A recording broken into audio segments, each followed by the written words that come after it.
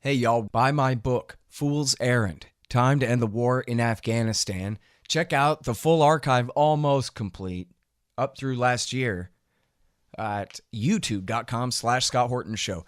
The YouTube project, it's finally really a thing. youtube.com/Scott Horton Show. There's your archives for you there, going back to 2003, 4,600 and something. All right, and sign up for the RSS feeds at scotthorton.org and donate to the show at scotthorton.org/donate. $50 will get you a signed copy of Fool's Errand. $100 will get you a silver QR code commodity disc. Any $200 donation at scotthorton.org will get you a lifetime subscription to Listen and Think libertarian audiobooks. And I accept all different kinds of digital currencies too. All the addresses are there at scotthorton.org/donate. You can do single or monthly donations by way of PayPal. And also sign up at patreon.com if you want to donate per interview. That's patreon.com/Scott Horton Show. And anybody who donates $1 or more per interview, you get 2 free audiobooks from Listen and Think Audio. All the information is there at scotthorton.org/donate. Also, shop amazon.com by way of my link. And give me a good review on iTunes or Stitcher or amazon.com if you've read the book and liked it. Thanks. Sorry I'm late. I had to stop by the Wax Museum again and give the finger to FDR. We know Al-Qaeda, Zawahiri, is supporting the opposition in Syria. Are we supporting Al-Qaeda in Syria? Well,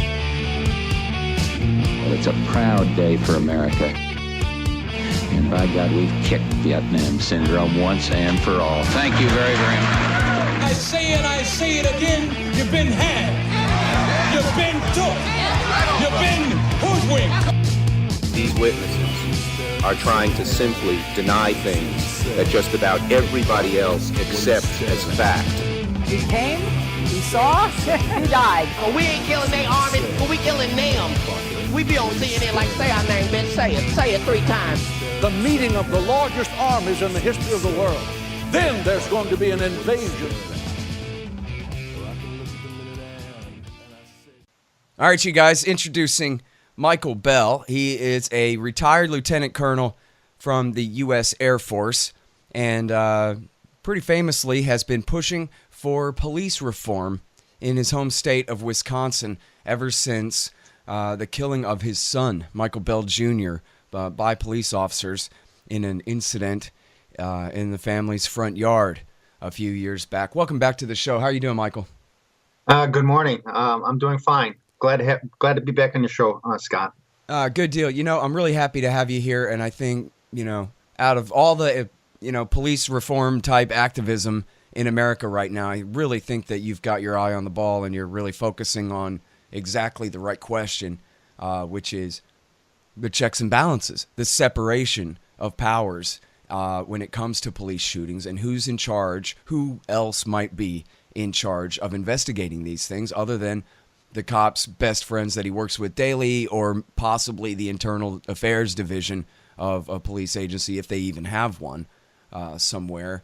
And so, and not only that, but you've made real progress, and you made it the hard way. You want to tell them first, I guess, about the billboard campaign here? Well, our first billboard campaign started in 2010, right after we received a record civil rights settlement regarding my son's death by a police officer. And we've continued that. And recently, a judge issued a report against the Kenosha Police Department, and that report essentially called him out for an officer that had planted a driver's license and a bullet at a crime scene. And the police department allowed this evidence technician who did this inappropriate act to continue to process evidence for months later, and until it was in the middle of a trial that it was disclosed.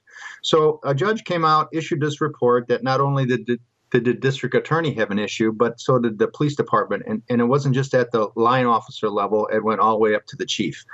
And so with that, I said, I have somebody that is finally saying the exact same thing I have been saying for 13 years. And so we are in the process of trying to reopen the investigation into my son's death.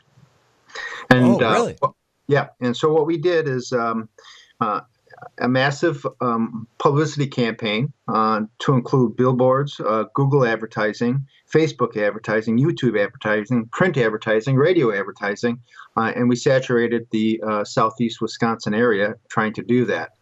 I found that that's the only thing that really politicians respond to is social awareness of what's going on with the problem. Mm-hmm. And now, so I guess so many questions here. Let's go back to when you first started the billboard campaign here. I think we talked about this before. The fact that you are a retired Air Force officer, the fact that you're white and educated, and as an officer, that's like a professional in military terms. It means that when you're dealing with the rest of police and state representatives and whoever, there's a certain amount of respect that you're due that maybe other people wouldn't get. At the same time, though, you put up these billboards saying what? And they must have really made the cops mad around there. Well, they're an open-ended question. And the first billboards that I put up were, there was a large smoking gun, and it said, when police kill, should they judge themselves? And it was an open-ended question. And recently, we've been calling for a reinvestigation into the cover-up in my son's death. And so there's been a gamut of different messages that have been given on the billboards. But you're right, I am a white military officer. I served my country for 23.8 years. I was a pilot. I flew in support of Afghanistan, Bosnia, Kosovo, Desert Storm. Even after 9/11, I was refueling fighters over the President's Ranch down in Texas. And so when my son got killed, there were 5 eyewitnesses, and all of a sudden the police came up with a report that didn't even come close to what the eyewitnesses saw. And then I asked the governor, I asked the attorney general, I asked the local DA for assistance, and they ignored me. And I'm thinking to myself, if I am a servant of our country, if I work with law enforcement every day, and if I tell them there's a problem and they're ignoring me, what is happening to the Asian family, the Hispanic family, the African American family, the low-income white family that doesn't have the intellectual resources, that doesn't have the financial resources, that doesn't have the courage to take this on? And so I knew there was a problem. In our settlement, I refused to accept the non-disclosure or confidentiality agreement. And that's a big deal because I always wanted to take my son's story and tell the world about it. And on November 9th of last year, it was the anniversary of my son's death, we released a video called Forensically Impossible: Anatomy of a Police Cover-Up. And it's been sensational. Once you see it, you will understand that it's irrefutable.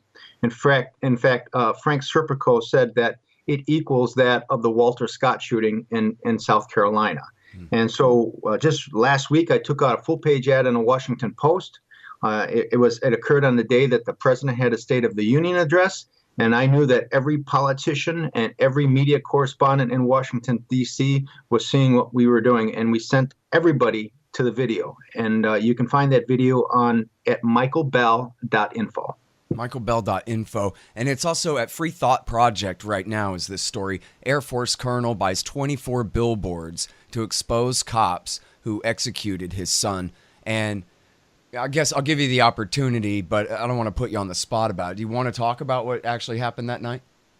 My son was coming home from a night out with friends. He had a designated driver. Designated driver became intoxicated. My son was the least intoxicated of the group. He was driving home. He pulled up in front of his own home. He turned off the car. As he was getting out of the car, a police officer arrived. The police officer manhandled my son and accused him of speeding and running a stop sign, which later in court we proved that did not exist.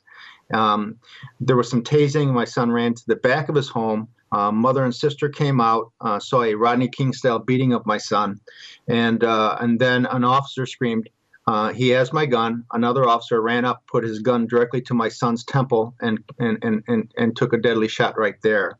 I brought in my own investigators after the civil rights lawsuit, and if you go to our Facebook page, Plea for a Change, you'll actually see that a mirror on the side door of the car where the officer was at is the culprit.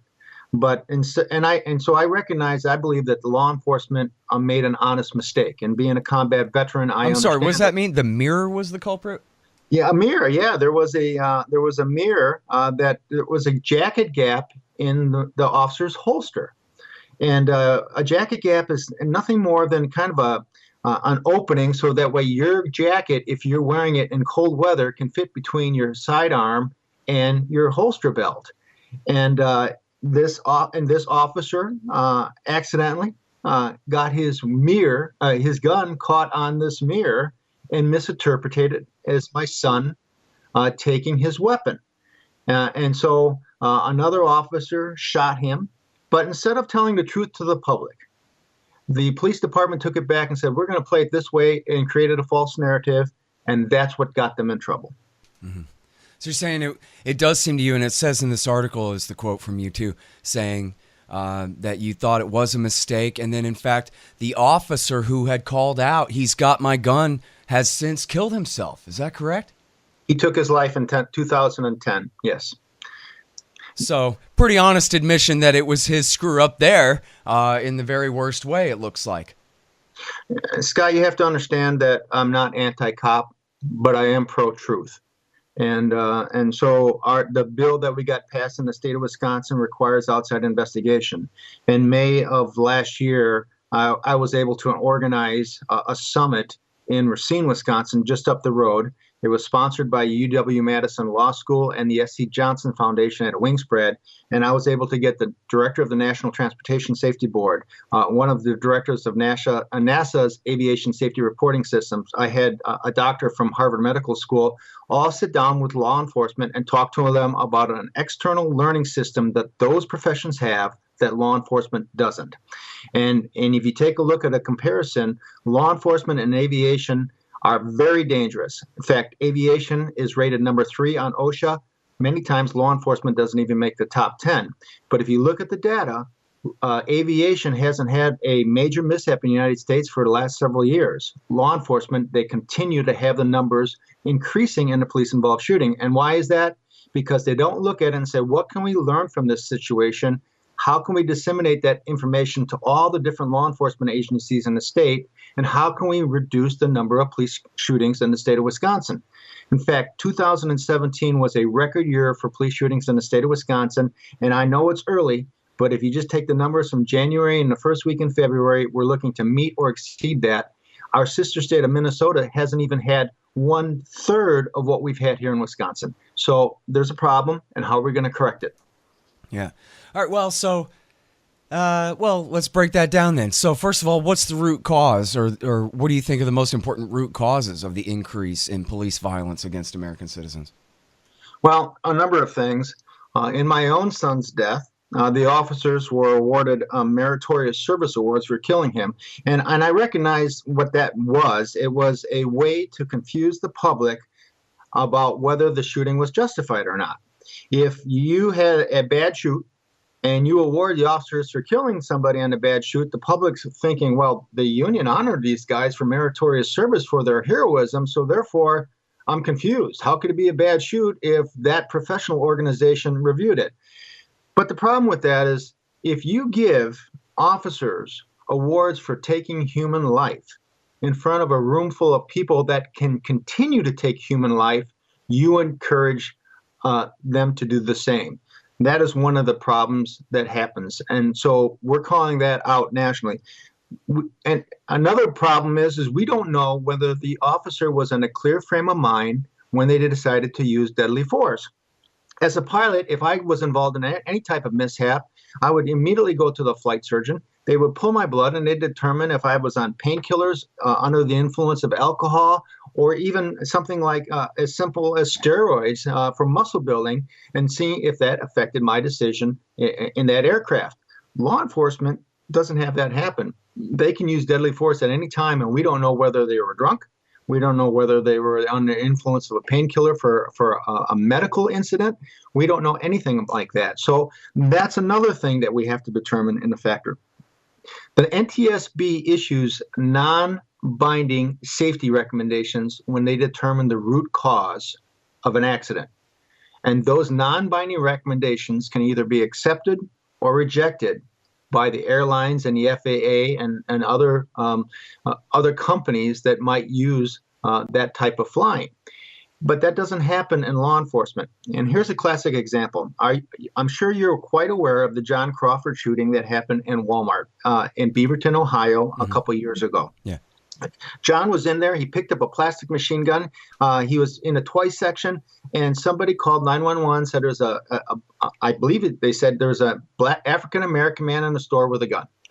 And so law enforcement shows up, and you can actually see in the video, this law enforcement agent shot the guy in less than 1/2 a second. That's how fast it was. Now, we didn't look at all the different factors that determine a Crawford shooting. Did the 911 call, was it inappropriate? Did we hype up the officers? Did the officer that did the shooting, did he have additional problems? Now, I wrote an article called "The Insanity of Finding Fault versus Fixing Cause," and I had a comparison of that same shooting with an airline accident. I took an aircraft that was down in St. Louis, and the pilot's name was Ralph Peterson, and he was sitting in his taxi spot, called ground clearance, and was taxiing to a runway for departure. And he actually taxied across an active runway as a TWA jetliner was taking off, and the wing of that aircraft went through his cockpit, killed him and his passenger. Well, the NTSB came in, and they looked at all the different circumstances. How did this guy misinterpret these taxi instructions that took him to a wrong runway and killed people? And they issued, I don't know, maybe 30 or 40 different recommendations on how to improve the situation. Now, there's a classic example of human factors and communication issues that killed people in both scenarios. One changed aviation forever, but the other didn't do anything about it, and it's just going to happen again. So that's an example of how the process... Well, it sounds like you're saying that the root cause here is that there is no accountability, and the cops know that there is no accountability. So go ahead and do your worst. And there is no accountability. In fact, that's the problem here with my own son's case, is that even though there was a problem, the entire department got together to support the officer, and they created a false narrative. And, it's really kind of funny, Scott, is that my attorney waited 2.5 years because he knew that the story that the officers told at the beginning was in direct opposition to the forensics. Because my son was shot on the right side of the head. All the eyewitnesses said he was shot on the right side of the head, but law enforcement said they shot him on the left side of the head because they couldn't see whether Michael had a gun or not. And they never even read the forensic report. So my attorney allowed all 4 officers to tell inaccuracies under oath in video deposition, and you can actually see this on Forensically Impossible. And after the last officer lied, he gives them a copy of the medical examiner's report, and he says, "Read this paragraph for me, please." And at that moment, they were busted. And so then they went back and they tried to recreate a video to show how it could have happened, but that made things worse. Because, once you start lying, then it just gets worse and worse and worse. And I have an affidavit where the officers under oath have changed their testimony 6 different times in the shooting of my son. And eventually it led to a record civil rights settlement in 2010. And my family, I used my entire portion of that to change the law enforcement system here in the state of Wisconsin. Mm-hmm. Well, it's interesting, right, how it just goes without saying, only I would be such a pain in the neck to bring this up, that there's not even a hint of a possibility, of a whiff of a thought that these men would be charged with the crime of perjury and would be prosecuted and sent to prison when you have an ironclad case that they're lying under oath, which if it was any of us, they'd bury us under the jail. You can't even lie to an FBI agent, never mind a judge, right? You can't even lie to at least on the federal level, you can't even lie to a cop without going to prison. And these cops can tell any lie in the world. They can change their story 6 times. And I'm the only one who would ever even bring up the idea just to show, to illustrate how ridiculous it is. How we all know that that's not even really worth bringing up, that's not even the question at all. The only question is whether we're going to get to the truth at all, not whether any of these men would ever be punished for what they did. And once again, I said, I'm not anti-cop. because I do know that many officers are very good officers. They put their lives on the line. I can tell you story after story where officers have pulled people from burning cars, saved them from suicide, risked their own lives to save others. But I am pro-truth. And if you have a system that you can't believe in, it has to be fixed. Well, let me ask you this. When you talk, I mean, and I know that you have all this experience, especially now with all this activism, you've been dealing with these cops a lot. Do you have any hint from these guys, from the good ones, that they're worried that the general public hates and fears their tyranny, that we don't consider them to be our security force, that we consider them to be basically wild animal predators out, and we just hope that we're not the doe that they go chasing after. We're not the gazelle that they go running after to devour. Because, I mean, and I know, again, I don't necessarily represent everybody, but I think, you know, especially with the advent of Twitter and Facebook, every one of these local police abuse stories become, or not everyone, but many of them become national stories. And you have people who aren't even political people who are saying, geez, who gave the cops in this country rabies? They're absolutely crazy. And don't they worry that we have no confidence in them? That we don't think of them as people who save us from burning cars. We think of them as the kind of people who would run us off the road and kill us. I have a couple comments for you there, and the first comment is that regarding the perjury, I immediately called for an investigation by the U.S. Attorney, by the Governor, by the Attorney General in the state of Wisconsin, and they all denied me. And now recently, the Attorney General came out and he said and it's in my quote in the Washington Post ad, but essentially he said, at worst, the officers lied. And Michael, and the officer was probably mistaken and that Michael had taken his gun. But he will not open up any charges because he says the statute of limitations on perjury have expired. And I'm like, okay, this is the circle that you put me in. First, everybody tells me I have a stack of papers like 6 inches high of you will not get an investigation. And now you're saying I'm entitled to an investigation, but the statute of limitations has expired. So that's the first thing I wanted to address. The second thing is I do know that after the police officers were shot in Dallas, there were 5 officers killed, that they had a retention issue, that they lost 100 officers in about 90 days. And it was either retirement, people quitting, people going to other agencies or whatever, because wives and family members were concerned about their family member that was an officer of being killed. And so there is a retention issue. Now, how are you going to draw quality people that can be good under pressure, that can think and so forth, if you can't recruit them? And so there are major issues facing law enforcement today, and if they don't address this problem about killing innocent citizens, then they're going to have even more issues. I did want to say one thing.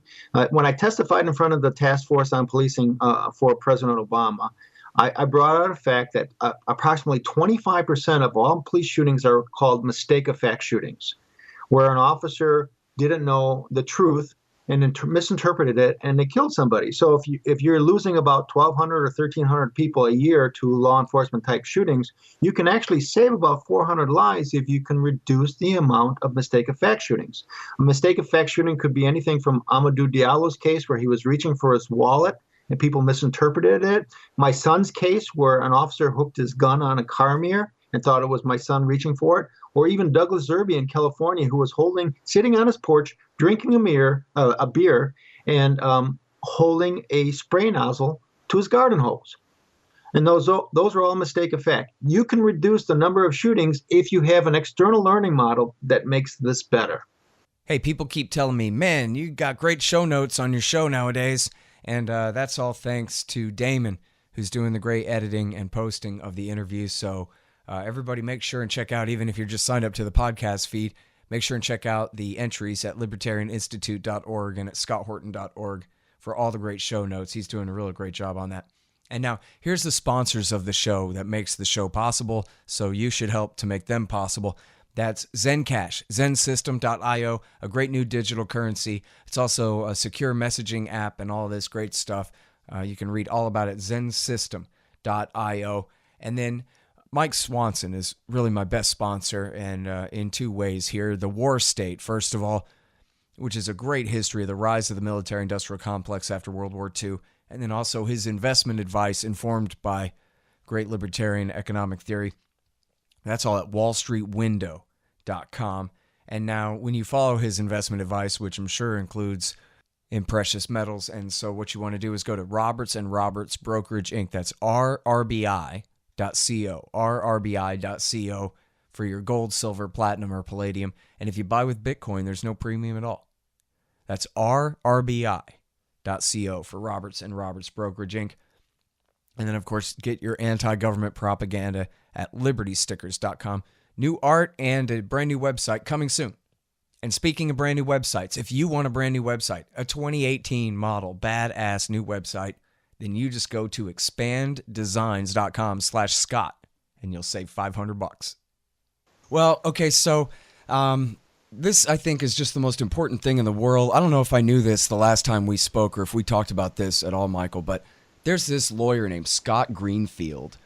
You may be familiar with him. He's on Twitter a lot. Simple Justice is the name of his blog. Simple Justice, a criminal defense blog. And there's this most important blog entry. There's a few of them, and they kind of link to each other. But this one is called Tamir Rice's Basically Reasonable Murder. And what he breaks down in here, Tamir Rice, of course, was the 12-year-old boy with the BB gun who was shot and killed also in an instant before even being given a chance to surrender or anything in the park there. And they cleared the cop that did it, of course. And so what Scott Greenfield explains is that there's really no law that says that the government can't kill you. The only law that says that they can't is the word reasonable in the Fourth Amendment. They can't seize your life unless it's reasonable. But if it's reasonable, then they can. And then it all comes down, as Scott Greenfield explains, to this court case from 1989 called Graham versus Connor. And in Graham versus Connor, the court ruled that, guess what? Reasonable is not to be determined by the jury.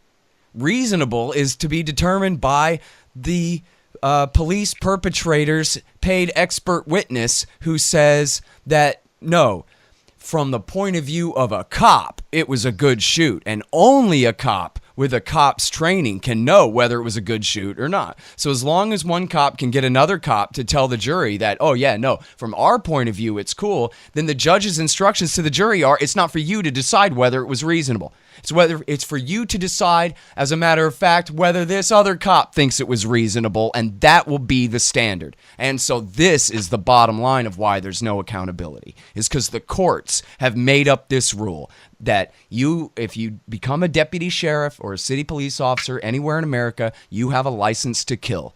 And it's virtually impossible to convict you of murder over this standard.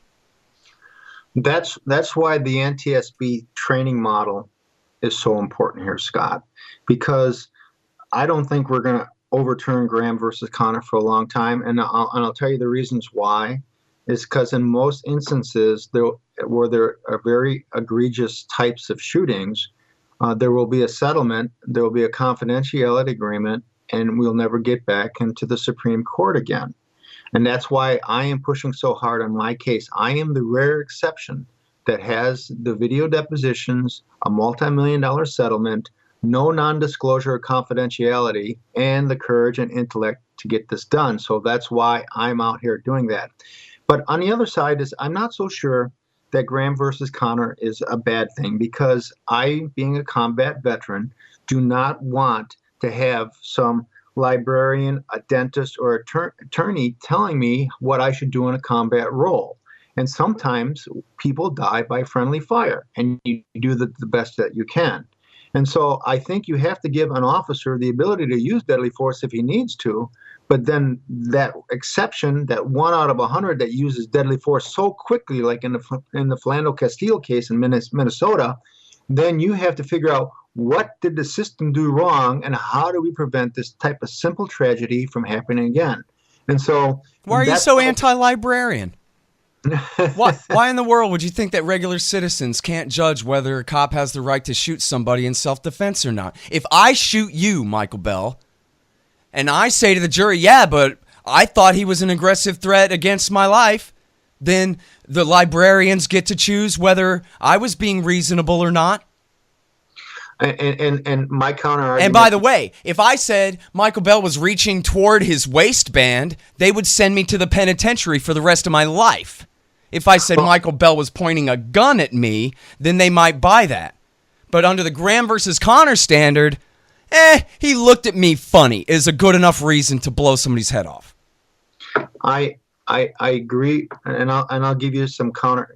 Scott, if I sent you into an operating room and I asked you to conduct brain surgery on somebody, could you do it? Yes, and librarians sit on juries and decide malpractice cases all the time. Without being expert in brain surgery, they can decide whether this guy was goofing off and screwed up or whether sometimes there are just bad outcomes. And regular citizens decide that all the time. And in fact, what are we talking about here? The cops are not experts in whether other cops should be allowed to kill somebody or not. That's the whole point of this conversation, is that there's no accountability because only the cops get to judge. Well, one of the things that you're misinterpreting is that there is what's called internal organizational review and external professional review. Now, I, as an Air Force pilot, if I had to do some type of maneuver and I damaged my aircraft or I killed somebody, I would not want to be reviewed by somebody that's never been in a combat situation. And so, well, that's a separate question. And honestly, look at where we're talking about. We're talking about the jury. We're talking about a case where it's so damn bad, even the district attorney decided we better prosecute this one, which means that we already got through all your review boards by the other professionals who said, yeah, I don't know, I think go ahead and indict him, right? In an aviation mishap, there's more than one investigation. I mean, usually the company itself looks at it. Maybe the airfield that it occurred at looks at it. The NTSB looks at it. The FAA looks at it.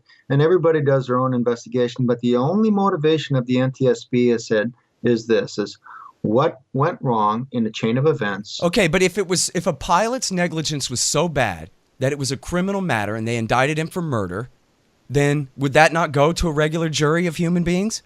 Or only government agents get to decide? And I'm in agreement. I am in agreement with you on that point. But you have to understand that an officer probably is doing the best that they can when they make a decision. Okay, but as soon as that standard is applied to all regular people, hey, when I shot the guy, I was doing the best I can, and everybody gets off on self-defense, even when it's not self-defense, then I guess that's fine. But otherwise, you're talking about two completely different standards, and we're talking about different standards for the people who are supposedly our servants, who are supposedly our security force, and yet they're in a position where they can kill us and get away with it every time. And I guess I'm just kind of confused where you're coming from on this. It seems like the bottom line is government accountability for government employees ain't enough. You need, or at least when that's obviously all you have in a state, then you need some other agency, an entirely separate agency with a separate budget, with separate appointees appointed by separate people or elected by separate people, right? A DA from a different county or some state investigator who has no dog in the fight. You need as many checks and balances and separations of power as possible. And I agree. The separations of power and the checks and balances are important. And I want to give you, I have to give you an example here. I live in Kenosha, Wisconsin, and just up the road is Oak Creek, Wisconsin. And about 5 years ago, there's a Sikh religious temple up there, and it was the middle of the day, and a deranged gunman walked in there and just started killing all these people that were in prayer. And there was a lieutenant on the Oak Creek police force. His name was Brian Murphy. He showed up, and I think he was shot 14 times, and he lived. And this man killed the person that was shooting all these people. And you can see that this is an act of heroism where he actually took bullets in defense of other people. So, sure. Scott, you just can't draw the line down the middle and say, "Oh, cops well, wait, are you bad." think that a jury wouldn't agree with that? I mean, first of all, there's no grand jury in the world who would indict an officer like that. There's no prosecutor in the world who would bring a case like that, and there's no petit jury in the world who would convict an officer for something like that. I mean, seriously, Michael, if you were saying to me, "Look, Scott, after the last 10 times that these juries just went crazy and convicted innocent innocent cops who didn't deserve it and we can't have that anymore, then I guess I'd listen to you. But that's not what's going on here at all. And in fact, if you get a jury for a cop on trial anyway, guess what? The entire jury is made up of government employees anyway. Librarians are government employees, and they're going to have cops' wives and all kinds of people who really should be compromised by conflict of interest from even being on that jury in the first place. And you're bringing up the complexity of the problem, Scott. I brought in my own researcher. He was very qualified, and since 1885, when police and fire commissions were established in the state of Wisconsin, we tried to look at all the different. There are 4 ruling bodies that can rule whether a shooting is justified or not, and that is the police department itself, a coroner's inquest, the district attorney, and a police and fire commission. And my researcher looked, and we could not find from 3 of those ruling bodies in a century an unjustified ruling by a coroner's inquest, a police department, or a police and fire commission. And we only found 3. That's 3 in 100 years where an officer was actually found guilty or charged by the DA. And in 2 of those cases, citizens came forward and they actually brought in the additional data that changed the case. And so you're telling me that there's a problem. I already know that the problem exists, but how do we find it? And like I said, I've already showed you some of the problems that happen, that you can't overcome these major obstacles, but we can come up with a creative learning model that makes it better for everybody. Yeah. And it happened in medicine, and it can happen in law enforcement. All right, so now what is exactly the law? Because you actually got a law passed and signed. A bill passed and a law signed in Wisconsin. And what does it change, really? April 23rd, 2014, Governor Scott Walker signed the first bill in the nation that said a police department cannot investigate itself. And that applied to all 700 police forces in the state of Wisconsin. And what it requires is outside investigators, whether they be from the Department of Justice, whether they be civilian investigators, whether they be from another department, that's to be determined, must come in and conduct the investigation and be the lead investigator in an officer-involved shooting. And wow, you know what? If I got to tell you, man, I think if we go back 2 or 3 years, that's even a little further than you were originally shooting for, right? That a separate jurisdiction would have to take the lead. You were willing to settle for less than that before, I thought, right? I actually wanted more than that. But this is after immense public pressure. This is what we were able to come up with. That's really good, man. You know, honestly, I thought it was going to be like, well, another jurisdiction gets to tag along, but may or may not be able to do anything. You know, that was what I was expecting out of the final conference committee or whatever, you know, something like that. But now it sounds like you really got something done there. Well, and they must issue a public report on the shooting too, and so and that's an important part, and also another part that came out of it is that most families don't understand anything about the law enforcement system, and if somebody shoots one of their family members, they don't have any idea what to do, and so the agency that shoots or the district attorney's office within that county must provide that family with an outline of what they can do if they disagree with what happened. And so these are major things. And you know how important this is I testified in Missouri twice. After Ferguson, Missouri, I went down there and I testified twice that this is what we did in Wisconsin. They had a Republican-controlled legislature. They have a Republican-controlled governor's office. And even though they admire Scott Walker here in the state of Wisconsin, they could not even give an external investigation outside of committee twice in the state of Missouri. Yeah. So that's how hard it is because there's nobody putting up billboards. Yeah. You know what? I mean, I think that's right. I think it's the billboards and it's the leadership that you've brought to this where you have a focus. I mean, you know, I hate to say it because I don't mean to be mean to powerless people, basically, but what a disaster and a mistake it was for Black Lives Matter to name their movement Black Lives Matter when, you know, hey, I understand, and it's fair, absolutely, for them to insist that their lives are and their rights are respected. But if it had only been named accountability for cops who break the law, or just something simple, accountability for the police, and that was the focus, then that raises one immediate question. Okay, well, what's the model language for the legislation? And right, there's one good new law we need to pass here. And, you know, I actually know a guy who knows a guy in the state legislature here in Texas, and I was trying to pitch this to them, that you have kind of a random lottery where you have a police force or detective or a DA's office or however exactly it works from a separate county that comes in to do the review whenever there's a police shooting. And we already have this in Texas where, for example, the DA in Travis County is responsible for prosecuting government officials from all over the state. If they're breaking the law up in Lubbock or whatever, the Texas DA has, or the Travis County DA has jurisdiction over that because the state legislature decided so. It's perfectly within their constitutional jurisdiction to make it that way and to have this kind of review. And it seems like, hey, if we all agree that the problem is no accountability, and that, so then the answer is, let's try to get some accountability. And on the Michael Bell model, you're already paving the way here. We could get that done. But instead, the answer is like, yeah, once we shame everyone into not being racist anymore, then in 100 years, police shootings will dry up somehow or something. And of course, now I wonder too, this is kind of a narrow focus, but then it does raise the question, the number two thing for the police reform type movements in America of all descriptions is ending the war on drugs. And that includes opiates and cocaine and the rest of it too, because this is the pretext upon which so many criminal, investigations or violent activities by police are begun. Oh, I thought I smelled pot, so I pulled him over and shot him. This kind of thing, where it would seem like the predicate for so many of these, investigations or actions would be taken away if we would just end the prohibition. What do you think about that?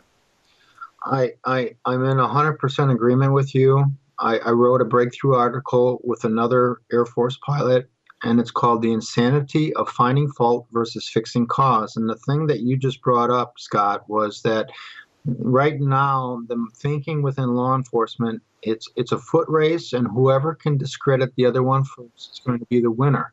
And in my own son's case, they tried to discredit him and assassinate his character.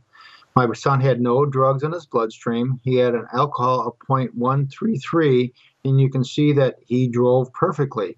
But the problem is that when law enforcement gets drunk, I have chiefs of police here in the state of Wisconsin that have been ticketed for DUI. Our own attorney general, a past attorney general, got a DUI. When they did that, it was a lapse in judgment, and they should be forgiven for it. Where you got a 21-year-old college student is a criminal, which is, they call him vermin or whatever because he was under the influence. And so that has to change. And you're right. And the opioid, and we do know that the opioid problem is nationwide. Yeah, and it's been illegal for 80 years. So apparently that's not quite doing the trick.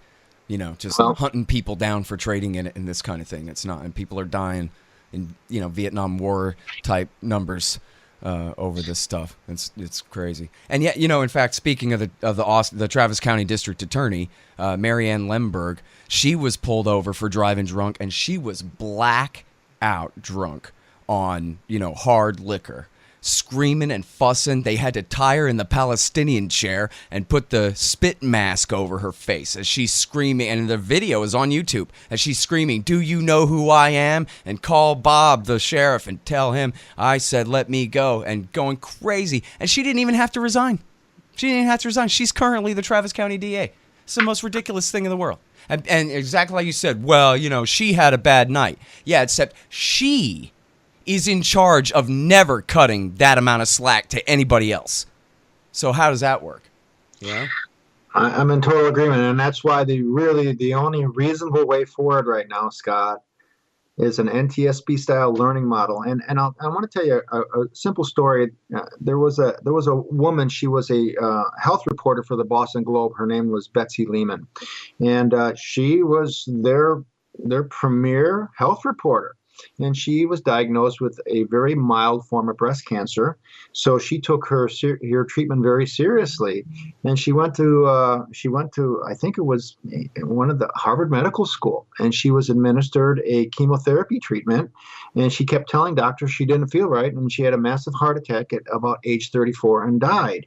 And during the review of her medical procedures, about 2 months later, they had recognized that they had given her 4 times the normal dosage for chemotherapy. And so you can imagine this was on the front page of the Boston Globe, and the state of Massachusetts essentially created the Betsy Lehman Learning Center for medical incidents. And what it does is it tries to improve medical procedures so that way other people can benefit from this. And law enforcement could take that boilerplate model of what Massachusetts did, which then went on to Pennsylvania and went on to Oregon, and they could do it right here. And I know our legislators in our state are discussing it because they got a record number of police shootings, and how do we fix the problem? So we had the summit. We've introduced these learning models, and we're actually talking about a legislative council committee to bring in a bunch of experts and say, how do we make this model happen? So this is the most reasonable solution out there right now. And I've never once marched down the middle of a street, and I can assure you that even though I've asked famous people of color to assist me in this, nobody's ever assisted me at all. And that's why the message that I'm bringing forward is the most important one in the nation right now. Well, you know, when you describe about the chemotherapy incident there, in just a normal country, in a normal time, in America, the idea, that's exactly what would happen, right? Somebody makes a mistake, we go, oh no, and we get some money together, we get some organization together, hire the right people, and make sure to try to do something to make sure that we don't continue to make that mistake. Of course that's what we do, right? Doesn't that make perfect sense? Why wouldn't we do that when it comes to the cops? And you know, and especially when crime rates, as everybody knows, are way, way down. Maybe Kevin Drum is even right about something, that it was all about the lead in the gasoline, and that really, you know, ever since unleaded gas, the crime rate has been dropping. I'm not exactly sure the correlation and the causation. Even when the economy's bad, the crime rate is dropping in the United States of America. Well, at the same time, the cops are acting as though the whole society is criminal. Right? Like at any time, we're all on the verge of doing something horrible, and that, you know, they're the thin blue line that, you know, is holding us all together, preventing society from tearing itself apart, and they're at war. Get out there. You're at war against these gangsters. You're at war against these criminals. You're at war against people who sell cocaine to each other and all this stuff. And these cops believe it. I mean, I remember when patrolling deputies first started dressing up like SWAT all the time, that my first impression of it was just how silly it was. Like, especially in Austin, Texas. I don't know, if you live in Baltimore, there's some pretty tough neighborhoods, I guess. But in Austin, Texas, these guys are driving around in full SWAT gear all the time. Like, what do they think is going to happen? And don't they feel silly? Like when we were kids playing, you know, dressing up like G.I. Joe or whatever, when they're not in a war. They're not in Iraq, they're in Austin. And then it took a while to really dawn on me that they don't see the irony. They don't think it's funny. They really take this seriously, that they're at war against the population of their own town.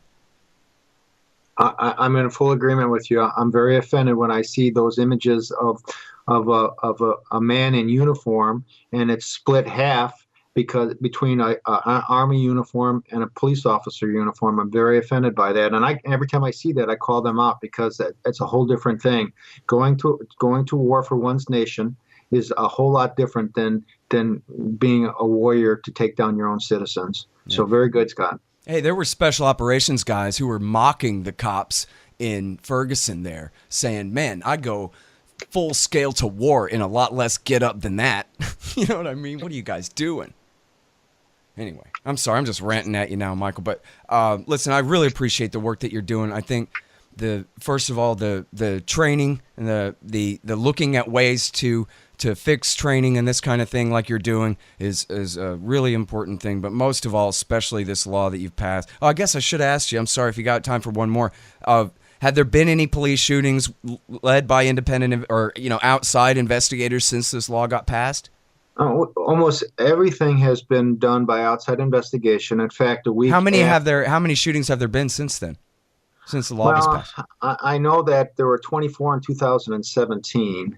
And I would probably venture to say there was maybe 15 or so in 2014, maybe 20 in 2015, something like that. And so has it made any difference to have these outside investigators come in then so far? It hasn't made a difference in the number of shooting. Well, for the first time ever, a police officer was fired after an outside investigation, not for his use of lethal force, but because he conducted an illegal pat-down, which caused the citizen to be enraged, and so he was fired. Huh. So it's the first step. You have to make sure that it's kind of like a three-legged stool, but at the foundation of it all is external investigation. And then you have to have independent review, and then you have to have a learning mechanisms that can store the database and also release that information so future generations can learn from it. Yeah. And these are all the important factors. So I want to invite your guests to go to michaelbell.info and see our video, Forensically Impossible, The Anatomy of a Police Cover-Up. And if they have an opportunity to sign the petition, which calls our local DA to reopen the investigation in Michael Bell's case, I'd love to have that happen. Okay? Yeah. Thank you very much again for your time, Michael. I really appreciate it. I appreciate you too, Scott. Thank you very much for the work that you're doing.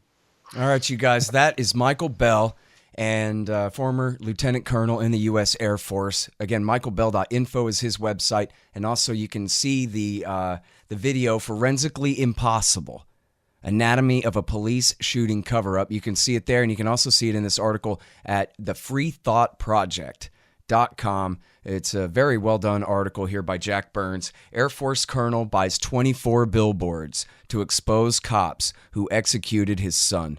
And very important work being done here. Again, michaelbell.info. And you guys know me. Sign up for the RSS feeds and everything at scotthorton.org.